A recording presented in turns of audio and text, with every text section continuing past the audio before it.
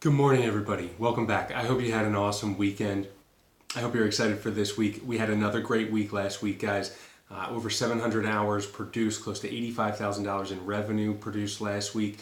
Those are awesome numbers. Halfway through the month of August, we are on track to have another really solid, profitable month, our third in a row all through the summer, which is totally awesome. So thank you guys for the hard work that you're putting in, and these consistent results is exactly what we need to be doing. I don't know how well this comes through on the camera or not, but I've got a little bit of some kind of an allergic reaction going on. My face is a little bit swollen, my face is a little bit red, and so I don't know if I'm going to be in the huddles this morning because I'm going to have to get some medical attention to take care of this. Should be a pretty minor thing, but I need to get it addressed. So I just got a couple things I want to speak on here this morning. One thing I want to address, somebody asked a question last week. There was a difference in July in the net profit reported in the projections. There was a difference compared to the actual net profit as reported by our accounting software QuickBooks, and somebody asked the question last week about why that's different, so I wanted to take a moment to address that. So the projections that we track daily and weekly, those numbers, that's pulling data out of CCC, and then it combines the CCC data with expense projections that myself and Josh and Ken put into the spreadsheet. So basically we're guessing at what we think overhead expenses are going to be for the month, and we enter those into the spreadsheet, combine it with the data from CCC in order to produce an estimated net profit number so that we have an idea of where we're tracking at any given point during the month. Now, some things can cause those numbers to be out of balance. One thing that everybody on the front lines can do in order to keep those numbers as accurate as possible is accurate and timely input of invoices into both CCC and QuickBooks. So when invoices don't get entered, the cost does not get captured in the projections, and then when Ken gets a vendor statement, he has to then add the invoices into QuickBooks. That would cause the projections and QuickBooks to be out of balance.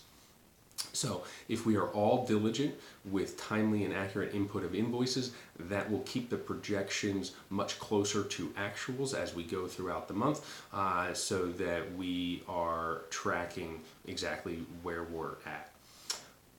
Now, speaking of net profit, we've had 2 great months in a row, and I want to share with everybody that over the last 2 months, we have paid out close to $20,000 in bonuses to technicians and estimators. That number is totally awesome. I get psyched when I hear that because that means we're doing good. As we make money, everybody makes money. That's the way it should be. So I want to keep that rolling. I want to keep paying out those bonuses. Hell, I want to pay out $20,000 every month if we can.